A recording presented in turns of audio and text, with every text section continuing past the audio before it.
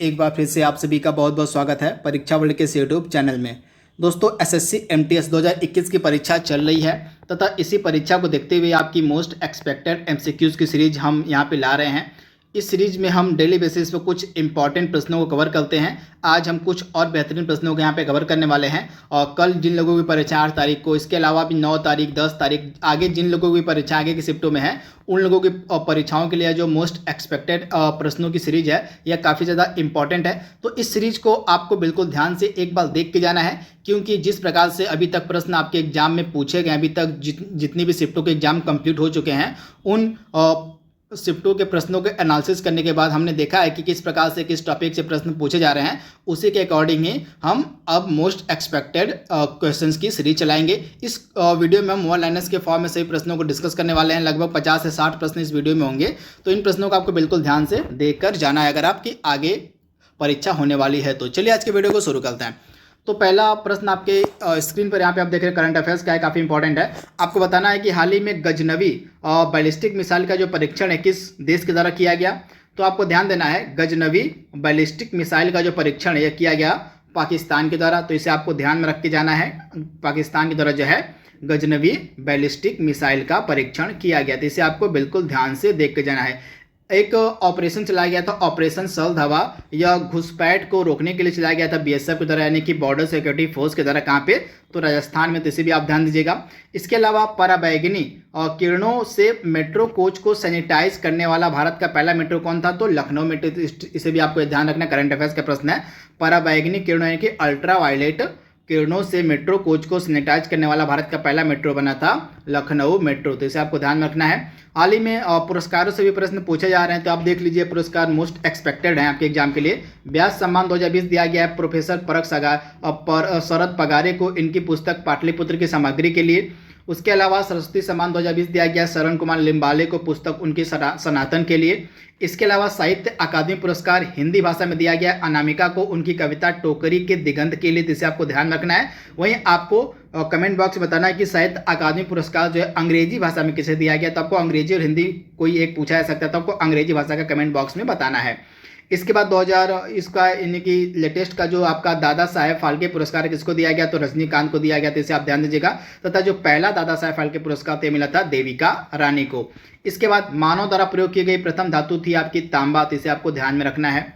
इसके बाद आपका धौलावीरा जो हड़प्पा कालीन नगर है, काफ़ी न्यूज में, क्योंकि यह करंट अफेयर्स का भी आपका प्रश्न बन सकता है, क्योंकि हाल ही में जो यूनेस्को वर्ल्ड हेरिटेज इसको जो है यूनेस्को के द्वारा वर्ल्ड हेरिटेज साइट घोषित किया गया भारत का 40वां, यानी कि भारत की जो 40वीं यूनेस्को वर्ल्ड हेरिटेज साइट वो बनी है धौलावीरा। तो इसे आपको ध्यान रखना है तथा इससे प्रश्न आपके एग्जाम में पूछा जा सकता है। तो जो धौलावीरा यह एक हड़प्पा कालीन नगर है, यह किस राज्य में अवस्थित है? तो गुजरात के कच्छ में। गुजरात का जो कच्छ है यहीं पे आपको मिलेगा यह धौलावीरा। तथा इसको भारत का 40वां वर्ल्ड हेरिटेज साइट घोषित किया गया है। तो इसकी खोज किसके द्वारा की गई थी? तो जगपति जोशी के द्वारा। इसे भी आप ध्यान दीजिएगा।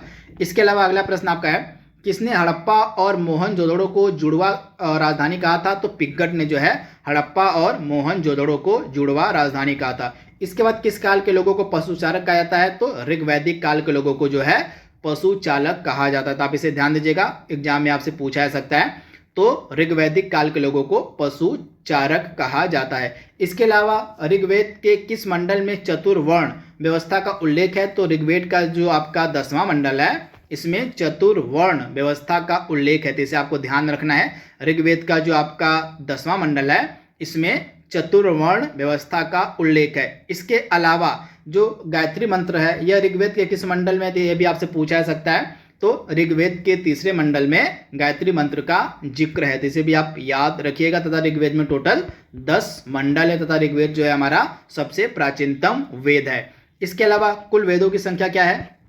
तो कुल वेदों की संख्या 4 है। ऋग्वेद, यजुर्वेद, सामवेद और अथर्ववेद। इनके बारे में आपको ध्यान रखना है। इसके अलावा ये 4 इंपॉर्टेंट पुस्तकें दी गई हैं। मेघदूतम, ऋतु संहार, रघुवंश, अभिज्ञान शाकुंतलम, इनके रचयिता हैं कालिदास, इनके बारे में भी आपको ध्यान रखना है। इसके अलावा भीमबेटका की गुफाएं का संबंध किस काल से है? तो पूरा पाषाण काल से संबंधित है भीमबेटका की गुफाएं।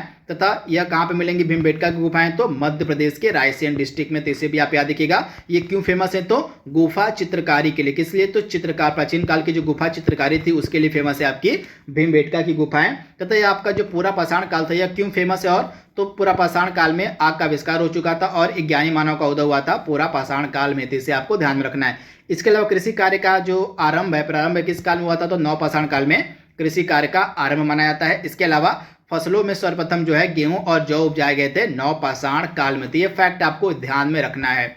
इसके बाद अगला जो है प्रश्न काफी इंपॉर्टेंट है। जैन धर्म के 23वें तीर्थंकर पार्श्वनाथ का संबंध किससे है? तो आप ध्यान दीजिएगा। जैन धर्म के जो 23वें तीर्थंकर थे पार्श्वनाथ, इनका संबंध है काशी से। तो इसे भी आप याद रखिएगा। वर्तमान में जो काशी, प्राचीन काल में जो काशी थी उससे संबंधित थे आपके जैन धर्म के 23वें तीर्थंकर पार्श्वनाथ। तथा आपको बताना है कि महावीर स्वामी की मृत्यु कब हुई थी? जो महावीर स्वामी थे जैन धर्म के 24वें तीर्थंकर थे। तो इनकी मृत्यु हुई थी 468 ईसा पूर्व में। कहाँ पे? तो राजगीर के निकट पावापुरी में। तो ये फैक्ट आपको ध्यान रखना है। महावीर स्वामी की जो मृत्यु थी 468 ईसा पूर्व में राजगीर के निकट पावापुरी में हुई थी। इसके अलावा आपको बताना है कि जो गौतम बुद्ध थे इनको किस नदी के तट पर ज्ञान की प्राप्ति हुई थी? तो निरंजना नदी के तट पे। कहाँ? तो निरंजना नदी के तट पर गौतम बुद्ध को ज्ञान की प्राप्ति हुई थी। तो इसे आप याद रखिएगा। तथा ज्ञान की प्राप्ति के बाद जो ये थे ये महात्मा बुद्ध कहलाए थे। इनके आपको याद रखना है। तो इसे आपको बिल्कुल ध्यान से पढ़कर जाना है। महात्मा बुद्ध के बारे में आप 2-4 फैक्ट देख लीजिएगा, आपसे एग्जाम में पूछे जा सकते हैं। इसके अलावा गौतम बुद्ध के दूसरे गुरु कौन थे? तो गौतम बुद्ध के दूसरे गुरु थे रुद्रक रामपुत्र। तो आप ध्यान दीजिएगा। तो गौतम बुद्ध के जो आपके दूसरे गुरु थे वो थे रुद्रक रामपुत्र। वहीं पहले गुरु कौन थे? तो पहले गुरु थे इनके अलार कलाम। तो दोनों आपको याद रखना। अलार कलाम जो थे ये गौतम बुद्ध के दूसरे गुरु थे और अलार कलाम पहले गुरु थे और दूसरे थे रुद्रक रामपुत्र। तो इसे आपको ध्यान रखना है, आपसे एग्जाम में पूछा जा सकता है यह प्रश्न। तथा जो महात्मा बुद्ध थे इनको जो ज्ञान की प्राप्ति हुई थी कहाँ पे हुई थी? तो बोध गया में। कहाँ पे? तो बोध गया में इनको ज्ञान की प्राप्ति हुई थी निरंजना नदी के तट पर। इसे आपको ध्यान में रखना है। तथा गौतम बुद्ध का जो जन्म था 563 ईसा पूर्व में। कब? तो 563 ईसा पूर्व में। कहाँ पे हुआ था? लुम्बिनी में हुआ था। तथा इनकी मृत्यु कब हुई थी? तो इनकी जो मृत्यु थी हुई थी 483 ईसा पूर्व में। कहाँ पे हुई थी? तो कुशीनगर में महात्मा बुद्ध की मृत्यु हुई थी। तो यह फैक्ट आपको ध्यान रखना है। सुभाष चंद्र बोस को सर्वप्रथम नेताजी किसने कहा था? तो सुभाष चंद्र बोस को सर्वप्रथम नेताजी कहा गया था एडोल्फ हिटलर के द्वारा। इसके अलावा महात्मा गांधी को अधनंगा फकीर किसने कहा था? तो विंस्टन चर्चिल ने कहा था महात्मा बुद्ध को अधनंगा फकीर। तो ये फैक्ट आपको ध्यान रखना है। इसके अलावा वर्तमान में जो हमारे लोकसभा स्पीकर है ओम बिरला, इनका जो संसदीय क्षेत्र है आपसे पूछा जा सकता है। तो ये कोटा राजस्थान के हैं। तो इसे आप याद रखिए, कोटा राजस्थान से ये सांसद है, आप इसे ध्यान रखिएगा। वहीं हमारे लोकसभा के पहले लोकसभा स्पीकर कौन थे? तो जीवी मावलंकर जो थे ये हमारे पहले लोकसभा स्पीकर थे। इसके बाद किस शासक को कुड़िक भी कहा जाता है? तो आप कुड़िक बताइए किसे कहा जाता था? तो कुड़िक जो था यह अजातशत्रु था। अजातशत्रु का संबंध किस वंश से है? तो हर्यक वंश से। हर्यक वंश से संबंधित था आपका अजातशत्रु, जिसको कुड़िक भी कहा जाता है।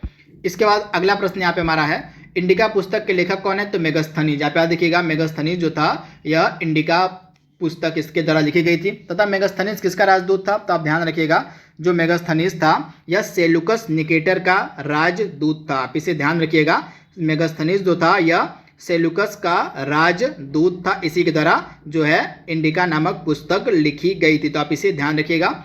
इसकी पुस्तक से पता चलता है कि भारतीय समाज मौर्य शासन काल में किस प्रकार था। तो इसे आपको ध्यान रखना है। और भारत में शिलालेख का प्रचलन जो है किसके द्वारा कराया गया था? तो अशोक के द्वारा जो है भारत में शिलालेख का प्रचलन करवाया गया था। तो आप इसे याद रखिएगा।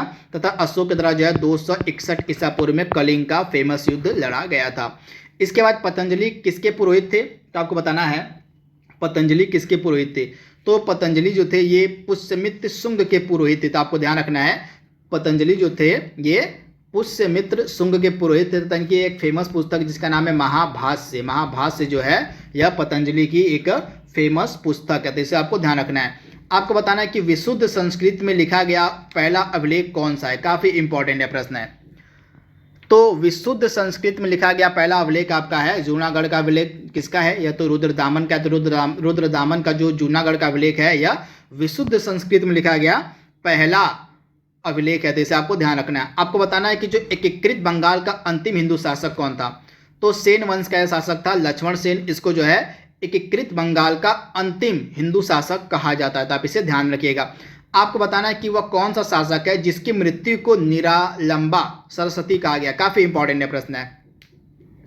तो परमार भोज की मृत्यु को, यह मालवा या परमार वंश का शासक था परमार भोज, इसकी मृत्यु को जो है निरालंबा और निरालंबा सरस्वती कहा गया। तो ये फैक्ट आपको ध्यान रखना है। आपको बताना है कि जो महाबलीपुरम का रथ मंदिर है, इसका निर्माण किसने करवाया था, तो महाबलीपुरम के रथ मंदिर का निर्माण करवाया गया था नरसिंह वर्मन फर्स्ट के द्वारा। यह पल्लव वंश का शासक था, इसी के द्वारा जो है महाबलीपुरम के रथ मंदिर का निर्माण करवाया गया था। एलोरा का जो कैलाश मंदिर है, उसका निर्माण किस वंश के शासकों ने करवाया था, तो राष्ट्रकूट वंश का एक शासक था कृष्णपथम, इसी के द्वारा जो है एलोरा के कैलाश मंदिर का निर्माण करवाया गया था। तो इसे आपको ध्यान रखना है। इसके बाद अगला प्रश्न यहाँ पे हमारा है, मोहम्मद गजनवी ने सोमनाथ मंदिर पर कब आक्रमण किया था। काफी इंपॉर्टेंट प्रश्न है। तो मोहम्मद गजनवी के द्वारा जो है सोमनाथ मंदिर पर आक्रमण कब किया गया था, तो 1025 ईस्वी में। गुजरात में स्थित है यह सोमनाथ मंदिर, इस पर जो है 1025 ईस्वी में महमूद गजनवी के द्वारा आक्रमण किया गया था। आपको बताना है कि जो तराइन का प्रथम युद्ध हुआ था 1191 ईस्वी में, इसमें जो है पृथ्वीराज चौहान ने किसको हराया था, तो तराइन के प्रथम युद्ध में पृथ्वीराज चौहान ने मोहम्मद गौरी को हराया था। वहीं जब तराइन का आपका द्वितीय युद्ध होता है 1192 में, तो द्वितीय युद्ध में मोहम्मद गौरी ने पृथ्वीराज चौहान को हरा दिया। तो दोनों आपको ध्यान रखना है। गुलाम वंश का पहला शासक आपसे पूछा जा रहा है, तो गुलाम वंश का पहला शासक था कुतुबुद्दीन ऐबक, इसी के द्वारा जो है कुतुब मीनार की नींव रखी गई थी, लेकिन इसने पूरा इसको नहीं करवाया था, पूरा करवाया था इल्तुतमिश ने। इसे आप ध्यान दीजिएगा। तथा जब कुतुब मीनार क्षतिग्रस्त हो गई थी तो उसका मरम्मत कराया था फिरोज शाह तुगलक ने। तो ये फैक्ट आपको ध्यान रखना है। आपको बताना है नालंदा विश्वविद्यालय को किसने नष्ट किया था, तो नालंदा विश्वविद्यालय को नष्ट किया गया था बख्तियार खिलजी के द्वारा। तो इसे आपको ध्यान रखे जाना अगर आप एमटीएस की परीक्षा देने जा रहे हैं तो। इसके बाद गुलाम वंश का वह कौन सा शासक था जिसके द्वारा न्याय का घंटा लगाया गया था। काफी इंपॉर्टेंट प्रश्न आपको बताना है। गुलाम वंश का वह कौन सा शासक था, तो गुलाम वंश का शासक था इल्तुतमिश, इसी के द्वारा जो है न्याय का घंटा लगवाया गया था। तो आपको ध्यान में रख के जाना है। इसके बाद निम्नलिखित में से किसने जिल्ले इलाही की उपाधि धारण की थी, तो गुलाम वंश का शासक था आपका बलबन, इसी के द्वारा जिल्ले इलाही की उपाधि धारण की गई थी। तो आपको इसे ध्यान में रख के जाना है। तथा यह भी एक गुलाम वंश का अच्छा शासक था। इसके बाद मुगल साम्राज्य की स्थापना बाबर ने कब की थी, तो 1526 ईस्वी में एक युद्ध था पानीपत का प्रथम युद्ध। इस युद्ध में बाबर ने इब्राहिम लोदी को हराकर मुगल साम्राज्य की नींव रखी थी। तो 1526 में जो है मुगल साम्राज्य की स्थापना की गई थी बाबर के द्वारा। आपको बताना है कि जो पानीपत का प्रथम युद्ध था यह कब लड़ा गया था, तो अप्रैल 1526 में बाबर और इब्राहिम लोदी के मध्य। इसके बाद किस मुगल बादशाह को जिंदा पीर कहा जाता है, तो औरंगजेब को जिंदा पीर कहा जाता है। तो आपको ध्यान रखना है। तथा मुगल शासक को, उस मुगल शासक को बताना जिसके दरबार में सबसे ज्यादा हिंदू मनसबदार थे, तो सबसे ज्यादा हिंदू मनसबदारों की संख्या थी औरंगजेब के शासनकाल में। तो आप इसे याद रखिएगा औरंगजेब, तथा इसको जिंदा पीर भी कहा जाता है। तथा जो औरंगजेब था यह वीणा बजाता था, यह भी कई बार प्रश्न पूछा जाता था। औरंगजेब जो था यह काफी अच्छा वीणा बजाता था। अगला प्रश्न यहाँ पे हमारा है, अंतिम मुगल बादशाह कौन था, तो अंतिम मुगल बादशाह आपका था बहादुर शाह द्वितीय, जिसको हम जफर के नाम से भी जानते हैं। यह अंतिम मुगल बादशाह था। तो इसे आपको ध्यान रखना है। टीपू सुल्तान की मृत्यु कब हुई थी, तो 1799 ईस्वी में, जब आपका चतुर्थ आंग्ल मैसूर युद्ध हुआ था। उसी समय श्रीरंगपट्टनम के किले में टीपू सुल्तान की मृत्यु हो गई थी। तो इसे आपको ध्यान रखना है। इसके बाद यूरोपियों के आगमन का क्रम आपसे एग्जाम में पूछा जा सकता है। तो सबसे पहले पुर्तगाली आए, फिर डच आए, फिर अंग्रेज आए, फिर डेनिश आए, फिर फ्रांसीसी सबसे लास्ट में आए। इसके बाद सनसेट लॉ निम्नलिखित में से किसे कहा जाता, किस कानून को कहा जाता, तो स्थायी बंदोबस्त जिसकी शुरुआत की गई थी लॉर्ड कॉर्नवालिस के द्वारा, इसी को सनसेट लॉ भी कहा जाता था। इसके बाद ये 4 पुस्तकें आपके सामने दी गई हैं, Karmayogi, Vande Mataram, Savitri, the life divine, new lamps for old पुस्तक। इन सभी के लेखक हैं आपके अरविंद घोष। इनके बारे में आपको ध्यान रखना है। इसके अलावा प्रेस पर जो सेंसरशिप थी सर्वप्रथम कब लगाई गई थी, तो 1799 में वेलेजिली के द्वारा। तो ये फैक्ट आपको ध्यान रखना है। इसमें से आपको बताना है भारत भारतीयों के लिए नारा किस संगठन के द्वारा दिया गया, तो आर्य समाज, जिसकी स्थापना दयानंद सरस्वती के द्वारा की गई थी। इन्हीं के द्वारा, इन्हीं के जो आर्य समाज था इसी ने भारत भारतीयों के लिए नारा दिया था। तो इससे आप याद रखिएगा। इसके अलावा जो दयानंद सरस्वती थे जिनके द्वारा आर्य समाज की स्थापना की गई थी, इन्होंने वेदों की ओर लौटो का भी नारा दिया था। इसके बाद प्रार्थना समाज की स्थापना कब की गई थी? तो प्रार्थना समाज की स्थापना की गई थी 1867 में केशवानंद सेन, एमजी रनादे और आत्माराम पांडुरंग के द्वारा मिलकर। इसके बाद भारत का पहला वायसराय आपसे पूछा जा रहा है, तो भारत का पहला वायसराय था लॉर्ड कैनिंग, तो इसके बारे में आपको ध्यान रखना है। इसके बाद कांग्रेस का वह विभाजन जिसमें नरम दल और गरम दल अलग हो गए थे, तो आपको बताना है कांग्रेस का वह अधिवेशन कब हुआ था जिसमें कांग्रेस का जो विभाजन था नरम दल और गरम दल में हो गया था। तो काफी इंपॉर्टेंट अधिवेशन है 1907 का सूरत अधिवेशन, इसी में कांग्रेस नरम दल और गरम दल में विभाजित हो गई थी, तो इसे आपको ध्यान रखना है। इसके बाद अगला प्रश्न यहाँ पे हमारा है, पंचायती राज किस सूची के अंतर्गत आता है? तो पंचायती राज आपका आता है स्टेट लिस्ट यानी कि राज्य सूची के अंतर्गत, आपको ध्यान रखना है। इसके अलावा आज का लास्ट प्रश्न यहाँ पे हमारा है, भारतीय संविधान की प्रारूप समिति के अध्यक्ष थे आपके BR अम्बेडकर। तो दोस्तों यहाँ पे हमने टोटल 57 इंपॉर्टेंट वर्ल्ड लाइनर्स प्रश्न को यहाँ पे कवर किया है। अगर आपकी आगे MTS की परीक्षा है तो इसको आपको बिल्कुल ध्यान से देख कर जाना। तो आज के लिए बस इतना ही, कल फिर मिलेंगे मैं एक नए सीरीज के साथ, तब तक के लिए thank you, thanks for watching, thank you.